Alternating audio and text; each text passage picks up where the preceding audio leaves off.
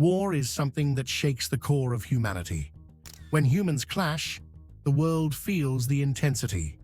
The ongoing conflict between Russia and Ukraine has captured attention throughout the world, causing political turmoil, humanitarian crises, and a never-ending quest for peace.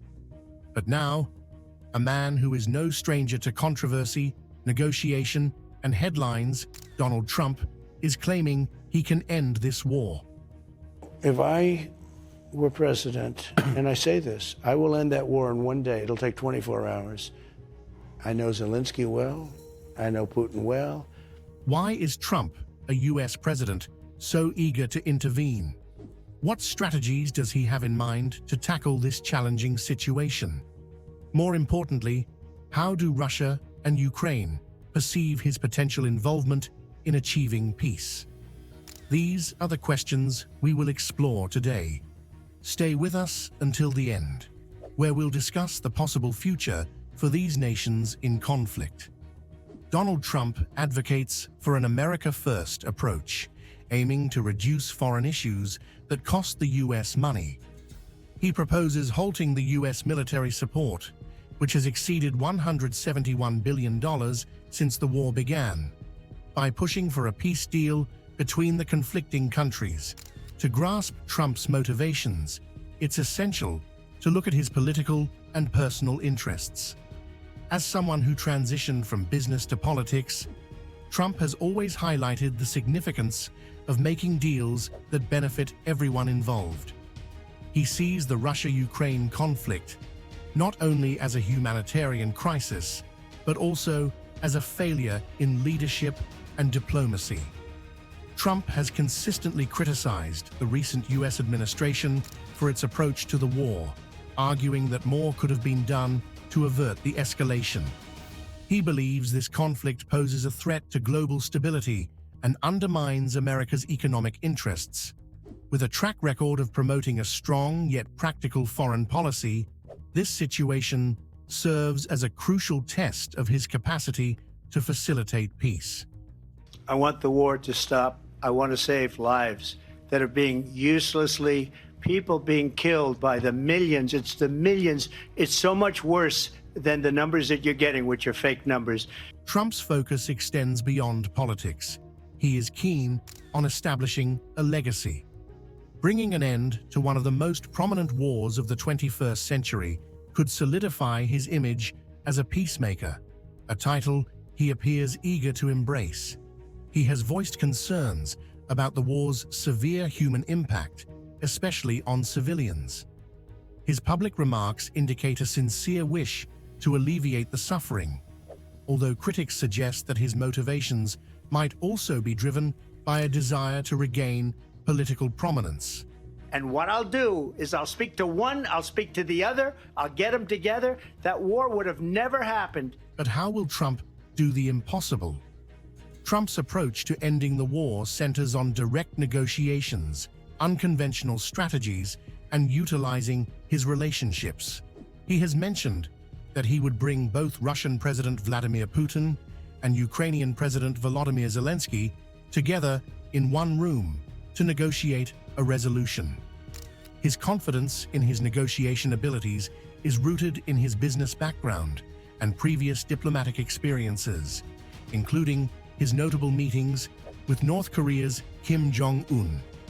I got along very well. North Korea, Kim Jong-un, I got along very well with him. The press hated when I said that. How could you get along with him? Well, it's nice to get along with somebody who has a lot of nuclear weapons or otherwise, isn't it? One of his suggested strategies is to implement a temporary ceasefire agreement. By pausing hostilities, Trump believes he can open a path for dialogue and compromise. His emphasis would likely be on economic incentives and sanctions. For Russia, he might propose relaxing certain sanctions in return for troop withdrawals from critical areas. For Ukraine, Trump could push for security guarantees and financial support to help rebuild the war-affected regions. Additionally, Trump has suggested a potential shift in NATO's role regarding the conflict. He has criticized NATO's current strategy, claiming it has been too aggressive and counterproductive. Instead, he may advocate for NATO to take on a mediating role rather than being an active participant, which could help alleviate the perception of Western interference that exacerbates Russian aggression. NATO was busted until I came along. I said, everybody's going to pay. They said, well, if we don't pay, are you still going to protect us? I said, absolutely not. They couldn't believe the answer. It's important here to Russia's position on the conflict is deeply rooted in its historical, political, and territorial ambitions. Vladimir Putin considers Ukraine to be a vital part of Russia's sphere of influence. For Russia, the war is about preserving this influence and countering what it sees as Western encroachment. However, Russia's extended involvement in the war has come with significant costs.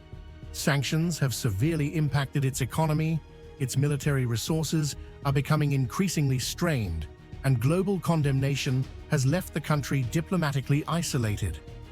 While Putin has shown little willingness to compromise, Trump's suggestion of easing sanctions might be an appealing proposition.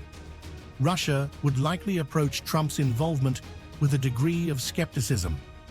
As a former US president, Trump embodies a country that has consistently backed Ukraine. Any proposals he puts forward would have to address Russia's fundamental demands, such as ensuring Ukraine's neutrality or recognizing disputed territories like Crimea. The newly elected president, he's a quite clever and experienced man. I think he will find a solution given that he has tackled such a challenge as reclaiming the White House. What is Ukraine's position? For Ukraine, this conflict is a matter of survival, sovereignty, and independence. President Zelensky has emerged as a global symbol of resistance, garnering support from the West and standing firm. Ukraine's stance is unequivocal. It will not give up any territory to Russia and insists on accountability for the atrocities committed during the war. Trump's proposed peace plan would have to navigate Ukraine's non-negotiable demands. Zelensky has previously indicated a willingness to explore diplomatic solutions, but only those that respect Ukraine's sovereignty, and that stance has won many hearts around the world. The Ukrainian Prime Minister is busy fighting right now. No. Oh, you're the savior of the people. You're the savior. Trump's challenge would be to persuade Ukraine that peace can be achieved without sacrificing its core principles. Ukraine may also have reservations about Trump's intentions. His past remarks regarding NATO and his relatively friendly rapport with Putin during his presidency could lead to skepticism about his impartiality. Zelensky would probably insist on clear assurances, such as sustained military and economic support, before considering Trump's involvement. The crucial question is whether Trump's plan stands a realistic chance of succeeding. The answer hinges on his ability to navigate the intricate dynamics at play. Trump's self-assurance in his negotiation abilities could serve as both an asset and a liability.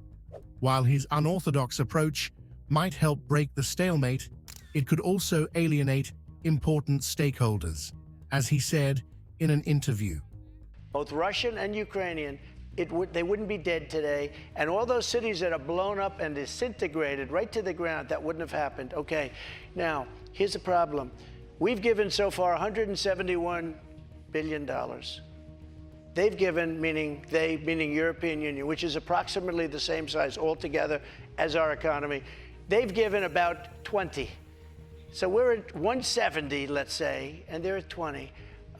You don't have to know too much about history to realize, or geography, to realize that they're a little bit more affected than we are, okay?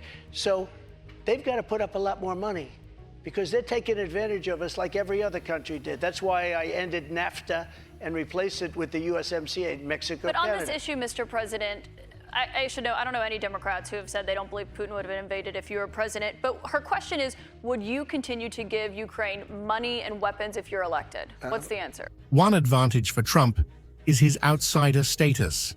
As a political player, he is not constrained by the formalities and limitations of current diplomatic protocols, This enables him to suggest bold ideas without facing immediate political fallout.